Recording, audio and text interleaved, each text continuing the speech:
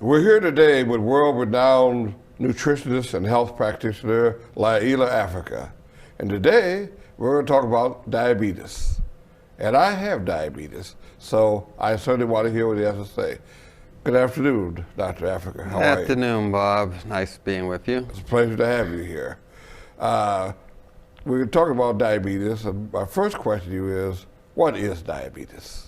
Diabetes mellitus is a pancreas disease, and it's one of the many diseases that's associated with the pancreas. Also, there's high blood pressure, glaucoma, cataracts, arthritis, infertility, senile dementia, Parkinson's, Alzheimer's. Those are the other diseases caused by a weak pancreas or diseased pancreas. And the one you're talking about is diabetes mellitus, which is commonly associated with synthetic carbohydrates such as white sugar, bleached white flour, white potatoes, things like that, concentrated sweeteners, which can be honey as well.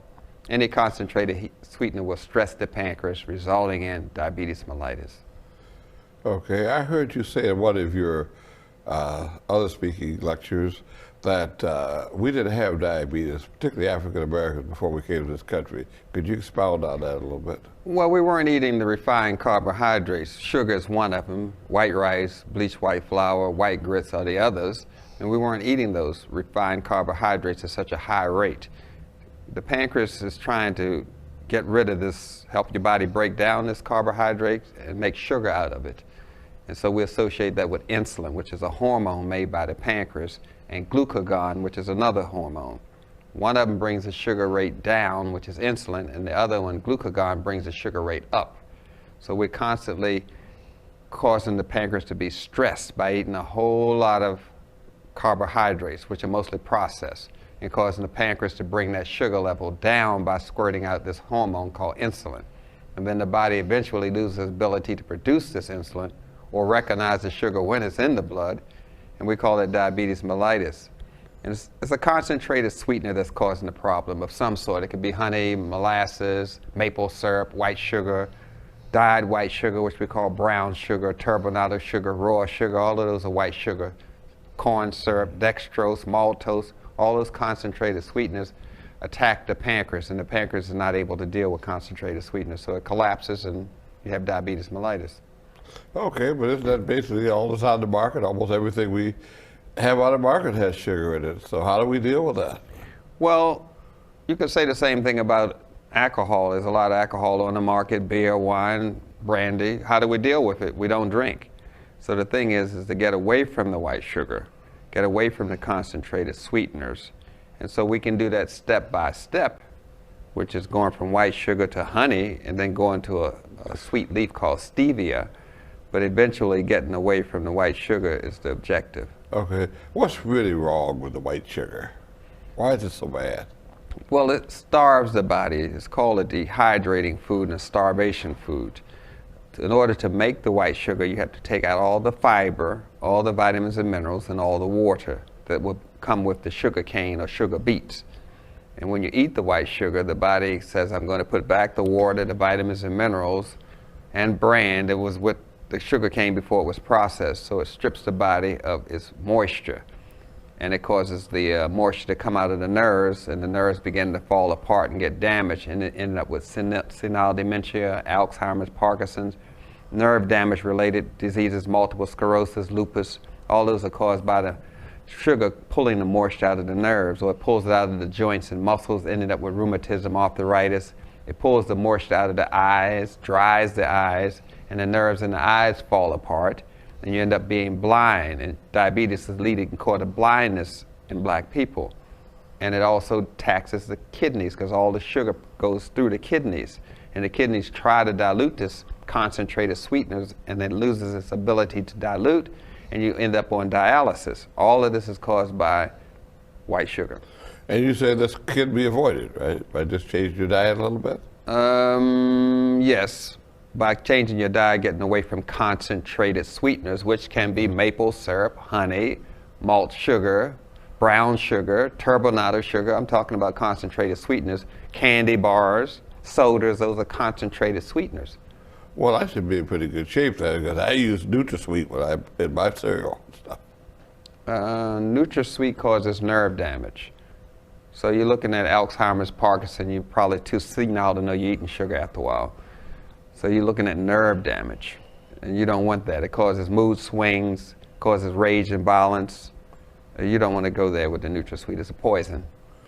It is? Yes. Well, how about Sweet and Low? Aspartame, it has alcohol in it.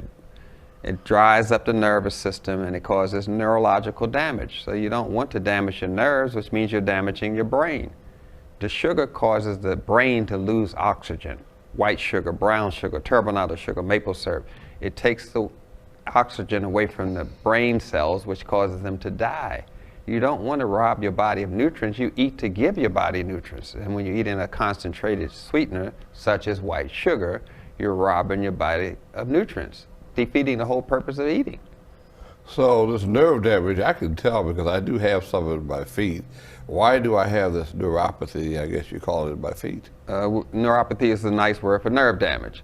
So we said that the sugar has pulled the moisture out of the nerves and the nerves fray and fall apart. The sugar pulls the nerves out of the veins and arteries, which we call the vascular system. And that causes you to have decreased circulation to your feet and leg, and eventually your foot will be amputated and your leg will be amputated because the sugar's causing the vascular system loses moisture. If all these concentrated sugars are so bad for the body, why are they on the market? Why doesn't the government stop it?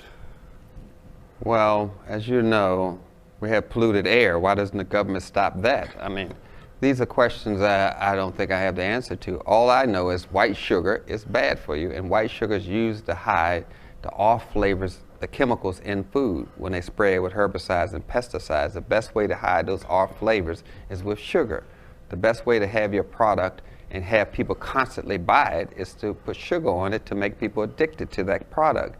That's why they put sugar on French fries, spray it on tobacco, put sugar in medicine, put sugar in mustard, ketchup, mayonnaise. They put sugar in all products to cause it to be addicting, so people constantly buy the product and constantly make money for these food companies. So you are a naturopathic doctor, is that correct? Yes. Okay. And in America, we practice primarily allopathic medicine, right? Yes, Which is that's basically correct. drugs and surgery, is that correct? Yes. Okay. What is the difference between allopathic and naturopathic medicine? Well, allopathic medicine believes the contrary cures the opposite. That's their motto. They believe in order to make the body healthy, you have to make the body sick. So they will give you something that makes your body sick, such as a drug. And there are more side effects listed for the drugs than positive effects. So if you just do the mathematics, you find out you're in a losing situation because there are more side effects to a drug than positive effects. So they use poisons, and the poisons create poisonous effects, which they call side effects. And naturopathic medicine, which is non-invasive medicine, we use plants such as herbs or supplements such as vitamins and minerals and amino acids. We use things to nourish the body so the body can make its own decision about how it's going to maintain wellness. That's a very interesting point. Well, you know, I've been going to my doctor, diabetic doctor, for 20 years now. So what do you think of that? I think that if the doctor was doing his job, you wouldn't be going for 20 years. You should have been finished with him at least in a couple of years.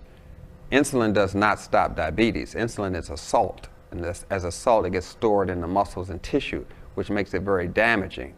Insulin is utilized when your body is what we call alkaline. Alkaline, we call this a pH kind of measurements. So insulin use increases when you're alkaline and decreases when you're acid.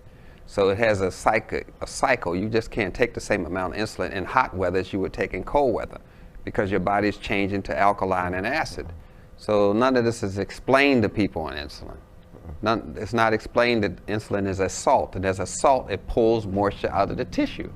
That's what salt does. It preserves meat by pulling the moisture out. So when you take an insulin, which is a salt, it's pulling moisture out of your veins and arteries, which is what you're trying to stop from happening. That's why you can still have your leg amputated and still go blind on insulin.